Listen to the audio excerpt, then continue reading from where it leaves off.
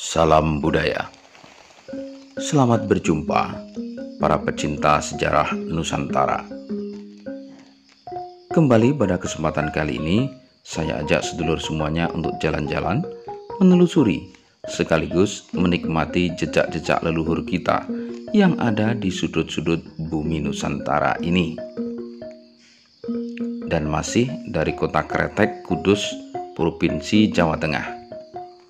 Saya ajak sedulur semuanya untuk menikmati keindahan dan kemegahan salah satu bangunan peninggalan Wali Songo yang pada masa itu pernah berjaya menyebarkan agama Islam di Nusantara. Bangunan ini bernama Menara Kudus. Ya, Menara Kudus yang merupakan peninggalan Kanjeng Sunan Kudus ini masih kokoh berdiri hingga sampai sekarang. Tumpukan batu bata merah ini masih tampak terawat. Konon, dalam membuat atau mendirikan bangunan Menara Kudus, batu bata ini disusun hanya dengan digosok-gosok hingga menjadi bangunan menara seperti yang kita lihat sekarang. Menara Kudus merupakan bagian tersendiri dari kompleks masjid, menara, dan makam Sunan Kudus. Menara Kudus menjadi saksi bisu penyebaran agama Islam yang dilakukan oleh Kanjeng Sunan Kudus pada masa itu. Ketika kita melihat dari dekat, Menara Kudus memang terlihat sangat indah dan berdiri kokoh. Tampak di atas menara tersebut beduk dan atap yang terbuat dari kayu jati. Di atas atap terdapat tulisan berlafal Allah. Selain itu, juga ada jam besar yang berada di bagian depan menara. Pendirian Menara Kudus sendiri ada dua cerita yang melatar belakanginya. Cerita versi pertama, Menara Kudus didirikan oleh masyarakat Hindu yang ada di Kudus pada masa itu. Sedangkan versi kedua, Menara Kudus didirikan oleh Kanjeng Sunan Kudus. Akan tetapi secara umum, Menara Kudus ini diyakini didirikan oleh Kanjeng Sunan Kudus pada masa sekitar pertengahan abad ke-16. Namun demikian, dari kedua versi cerita yang berkembang tersebut masih ada satu kesamaan, yakni tentang pemasangan batu bata yang sama sekali tanpa perekat, akan tetapi cuma sekedar digosok-gosok sehingga bisa menumbuhkan struktur bangunan yang bisa kita lihat seperti sekarang ini. Secara tata letak, bangunan Menara Kudus mengarah ke arah barat atau sesuai dengan kiblat. Bangunan menara memiliki arsitektur berbentuk seperti bangunan milik umat beragama Hindu. Namun demikian, arsitektur itu mencerminkan bentuk toleransi untuk menghargai orang lain. Karena pada masa didirikannya Menara Kudus ini, Kanjeng Sunan Kudus melakukan penyebaran agama Islam melalui jalur pendekatan budaya. Hingga kini, bangunan Menara Kudus masih dirawat dengan baik oleh pihak Yayasan Menara, Masjid, dan Makam Sunan Kudus.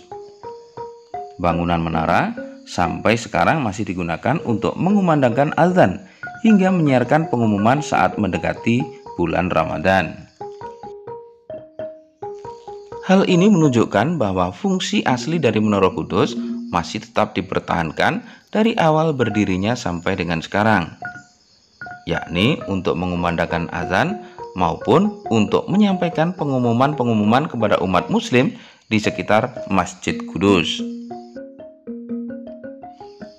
Pada setiap tahunnya, yakni bertepatan dengan tanggal 19 Rajab, diperingati sebagai hari berdirinya Masjid Al-Aqsa Menara Kudus, sekaligus juga berdirinya Menara Kudus.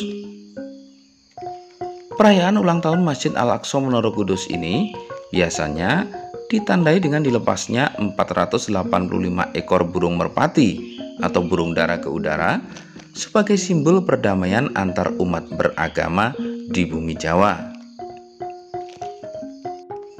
Hal ini dikandung maksud agar keberadaan Kudus sebagai kiblat toleransi umat beragama di tanah Jawa, bahkan di tanah Nusantara, selalu berpendar dan tidak pernah pudar. Seperti halnya sudah kita ketahui bersama bahwa Kanjeng Sunan Kudus sangat menjunjung tinggi akan adanya toleransi antar umat beragama tersebut. Ini tercermin dari bangunan Menara Kudus maupun Masjid Kudus yang sangat benar-benar mengadopsi budaya maupun bentuk bangunan suci umat Hindu atau Wong Jawa pada masa itu. Di samping itu, ada satu buah cerita yang bahkan dilestarikan sampai dengan sekarang, yakni Kanjeng Sunan Kudus pada masa itu tidak berkenan untuk menyembelih atau memotong hewan lembu. Ini sekali lagi menjadi sebuah pertanda atau cerminan bahwa Kanjeng Sunan Kudus pada masa itu sangat menghormati kepercayaan masyarakat setempat, yakni umat Hindu di Jawa maupun di Nusantara, yang mana menganggap bahwa hewan lembu adalah hewan suci yang tak layak untuk dikonsumsi.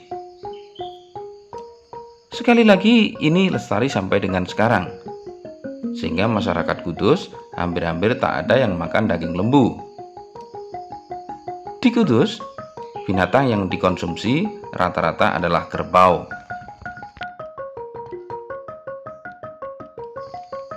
Dari apa yang sudah dicontohkan oleh Syed Ja'far Shadiq atau Kanjeng Sunan Kudus dari kota Kudus, Jawa Tengah ini, tentunya kita sama-sama berharap bahwa ke depan toleransi bukan semakin pudar, akan tetapi semakin berpendar.